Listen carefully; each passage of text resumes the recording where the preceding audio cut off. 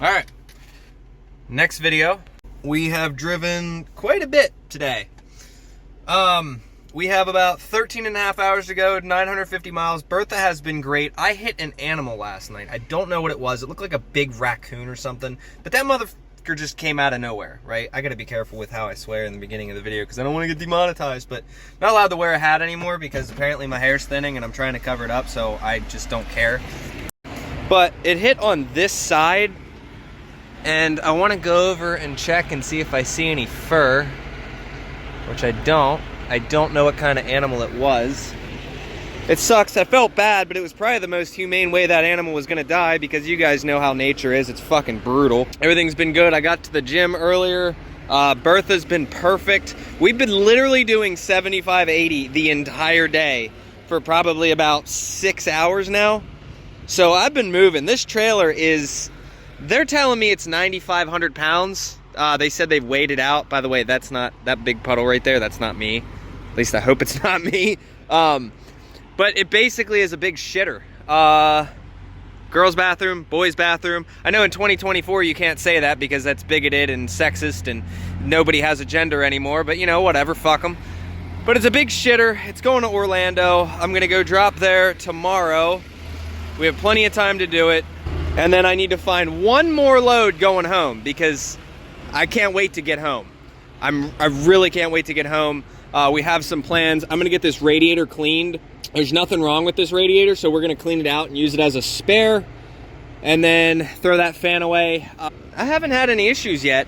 And for some reason, the video where I replaced the front axle on the side of the road, you guys blew that fucking video up. I think it got 1,000 views in the first hour, which was just astronomical. So I just want to come down here and check everything. Turbo still hasn't fallen off. I mean, there is a crack around there, but there's no black, so that's pretty cool. The fact that my stick welding is actually holding up to that. I would like, oh, that sucks. Killed some butterflies, some moths. But I'd like to check over everything, make sure the fan, oh yeah, that fucker's turning pretty good. Bertha hasn't, I smell piss. Bertha hasn't overheated at all.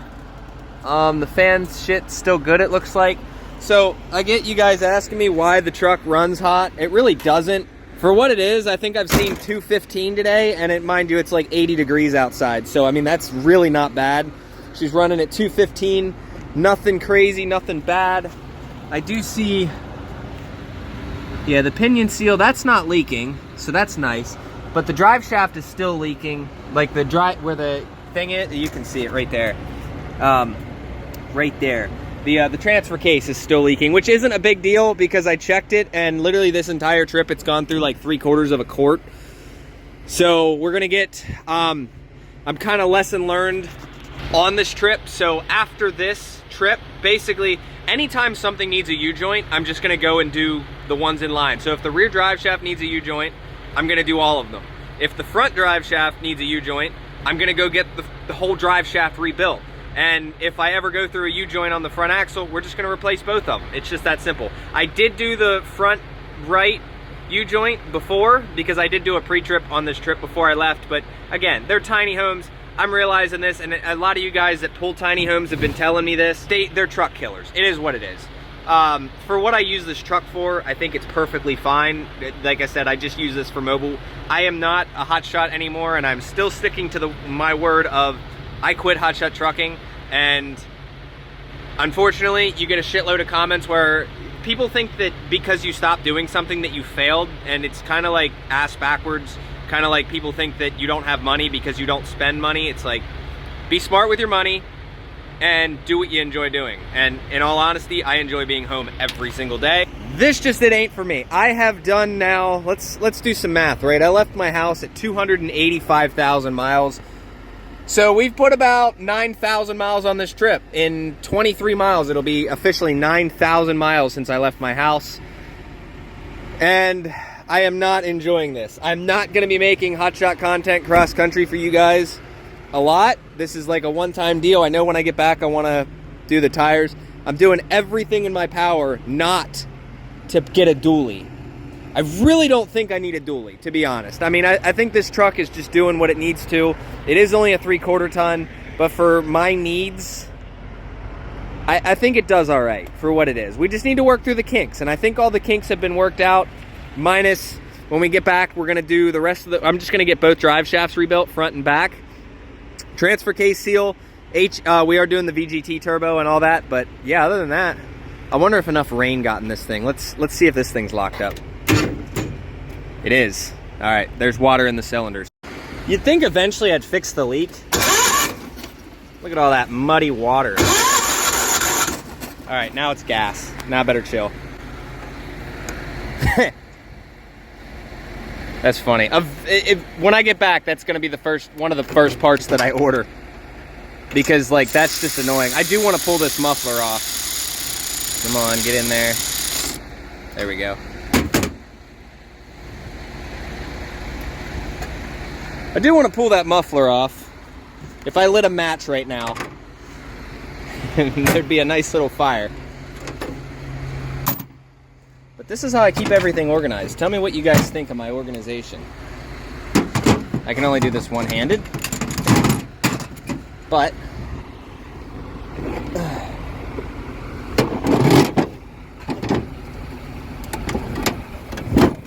I do keep that like that, and I clamp the shit out of it so it doesn't open. But let's see if she fires now.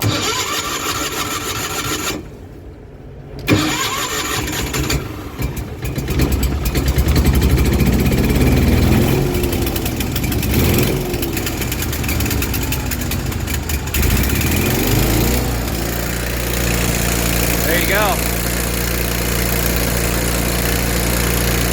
This is a good little unit. I love this thing. Fucker just does. And then she goes into regular idle. There you go. Now we'll turn her off. All right, cool. Yeah, we'll fix that soon. Also, this fucking thing flew off, so I need to figure that out and get another one of them and a screw. The screw's probably down there somewhere. All right, real quick, before I get on to the rest of this trip, I appreciate you guys a lot, because 99% of the comments, I know I share a lot of the negative ones, but 99% of the comments on the channel are super positive, and I appreciate you guys. Just out here making a living just like anybody else. It's weird that you get people that are obsessed with random people online. It's just a thing that I've noticed, that if someone's doing well or they're not doing well, or just people in general, it doesn't matter. If you post content and it's gonna get views, there's gonna be like that very small 1% of people that are super miserable. So I'm just glad that my channel is not a part of that. I get one stupid comment every now and again, but we're getting close to that 100,000 views this month, and you know, I get to see every comment. You guys probably don't, but I do share a couple of them, and I appreciate you guys for commenting on those and just telling people how stupid they are for being negative, because it's so much nicer. I feel like the world should just be a more positive place, and we should all be uplifting each other, because I'm out here doing well. I don't care what people think or what they see. We're doing well. This was, I mean, I didn't expect to have the problems that I did, but at the same time, it's like, man, you guys have really blown up my views because of that. And like the fact that when I get back to the shop, I haven't booked anything since I said we've booked about 20,000 in shop work for the next couple weeks. It's like 3 or 4 weeks, but I haven't booked anything else because I'm literally like scheduling like 3, 4, 5 weeks out, and I'm only one person. I could hire somebody, but the amount of money that it costs to do that right now, I'd rather just stack a little bit more and not pull away from my other investments, because I'd rather, let's just see where we're gonna get as one person. All right, that's gonna be the main thing, and we shall go from there. But it's been fun, it's been real. It's kind of nice that it's 80 degrees, because at home it's like 20 degrees, but it's like I kind of do miss the cold a little bit. Like the warm is cool and all, but working in the shop when it's cold and just having the heater on, it just, I think it does it for me. I'm not looking forward to summertime, but we're gonna get caught up. I'm gonna try to get caught up. I'm gonna try to schedule some trips for you, but end rant, let's get going. I got 941 miles to go. All right, so I was thinking that I was gonna be able to get away with doing a fuel filter when I got back home. Unfortunately, we have no power. I was able to get up to 75. I passed a semi and then lost all power. Fuel filter's clogged. It's been about 14,000 miles, I think, since I replaced it last. Usually I do it every oil change, every 10K, but I forgot about it. So I was able to floor it and get up to 3,000 RPMs and just watch this go to 0. So I'm just gonna go spend the 20 bucks, get a new filter, and we'll be able to do 75 mile an hour again. Something stupid simple. I should have done it when I did my oil change, but I didn't think about it. It completely slipped my mind, so whatever. We're about 4 minutes away from the O'Reilly's. Yeah, I know I should have got it fast, but Wix is 7 micron, and the other one that they had in there was like 14 micron. So I made sure to get the $32 filter instead of the 10 or 20, I don't know. It was like 20 bucks for the other filter. I know I should get a fast eventually. Not gonna happen right now, but we are at least gonna swap this filter out because, well, yeah, I'd definitely say it's time. It's only 12,000 miles though, or 13,000, so we'll just throw the new one in, new O-ring. All right, I always took a little bit of lubricity, put it on here. All we're gonna do is plop that down on. This we're gonna go throw away. And we have a new fuel filter. Just gonna slap that in there. I didn't have the tool, and I can't afford to go get one because I'm broke. Because that's what the comments say. So what I'm gonna do is I'm gonna use this wrench. That's, what's that, 1 1/8 inches? Also, don't forget to drain your water separators. All right, I don't see any leaks. That means we're good to go. Check our fuel pressure. Oh, look at that, beautiful. All right, now, in theory, we should have a good running truck. We should have good fuel filter. So next time we need a fuel filter, I'm just gonna do it with the oil change. That's generally what I do, but this time it is what it is. Do a quick little shot here. Here's what Bertha sounds like. Oh, we're back, we got all the power.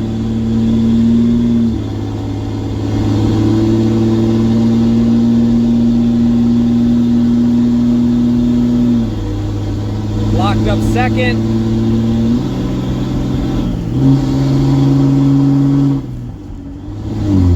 There's third. All right, we are back in business. We're just cruising. Drink, drive, go to jail. Nah, we don't do that, even though we're in a Ram 2500 and we have the highest statistics for it. But we're doing about 73, 75, speed limit's 75. So Bertha's just moving. Fuel pressure's good. No more issues. Got about 13 hours, so we'll be there tomorrow sometime. Easy drive and then East Coast. Well, I think it's safe to say we're still in Texas.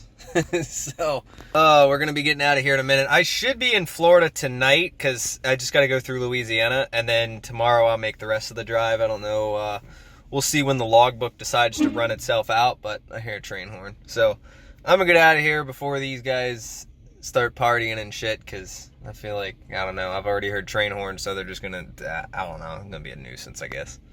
All right, we've been cruising for a while, 160 minutes, we're doing 73 right now. I decided to turn the cruise control on a while ago, and we've just been moving. Now we got 9 hours and 52 minutes to go. Hey, a way station in 1.75 miles, so I'm not gonna let you guys know how that goes, but that guy's got his high beams on, dick. All right, next day. Dude, it is beautiful down here. I think I'm in, this is Mississippi. I'm about to cross into Florida. We've got about 8 hours to go, and I came through here last night. Everything was full except this spot, and there was someone down there blocking everything. But I was gonna yell at him, but I found a spot, and I was like, that's the next guy's problem. So, here we go, shitter trailer. It's not super bad. Everything's still good here. I always like to check, make sure nobody pulls the pin, because people do that. But should always check your fifth wheels, your goosenecks, and your bumper pulls, and your pintles, everything, before you leave.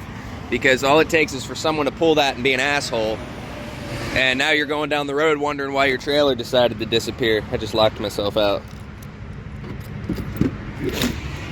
So don't do that. But yeah, everything's still pretty organized in here. Been trying to keep it as clean as I possibly could. Pretty sure we're in Mississippi. Oh, it stopped. Wow, we only spent $200 in fuel. Cool. All right, so this trip isn't costing me as much as I was thinking it was, but let's check, make sure. Check out that scenery, guys.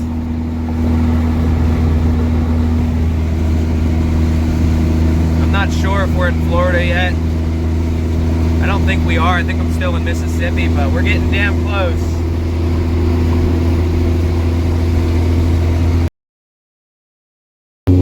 Alright, I am in Florida. I got about 6.5 hours left, and due to logbook reasons, I can't be there within, you know, business hours. But if I finish this trip today, I could be there and drop off at around 8 o'clock tonight. So I just gave the customer a call.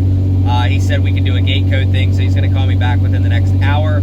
So we should be able to drop today and then hopefully find something going up north tomorrow.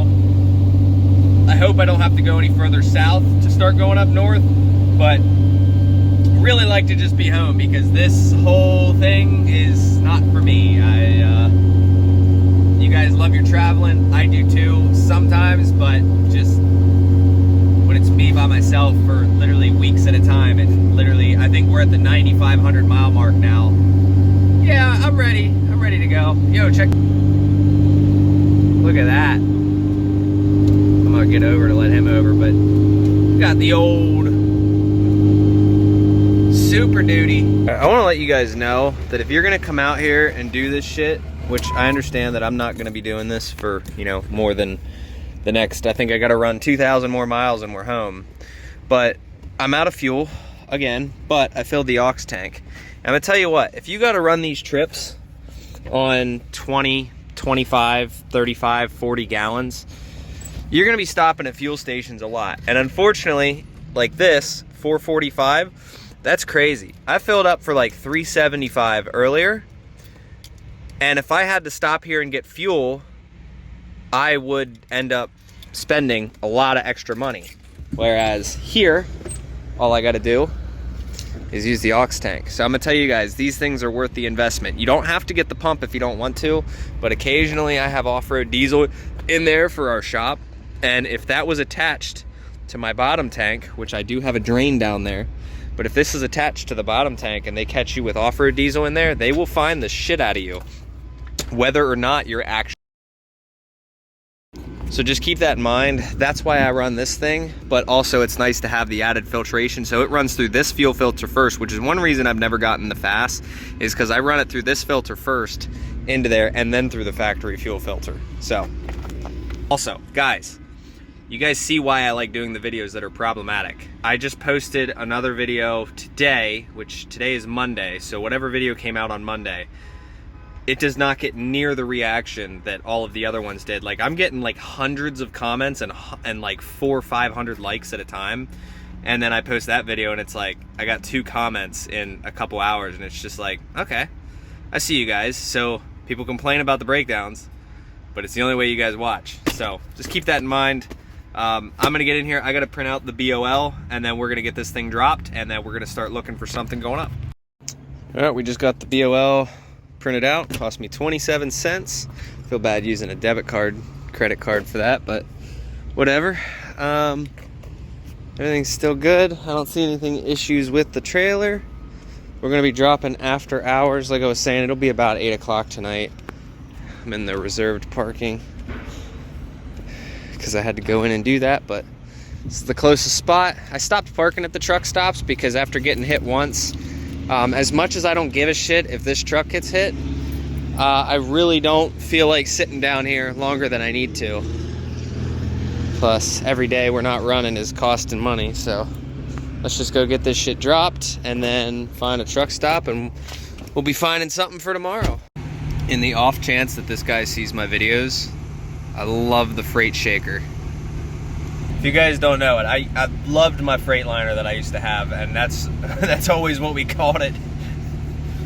We had the freight shaker and the interjunction. That's just what we always called the other one, because the international was just absolute junk, but still got the job done. It was just junk.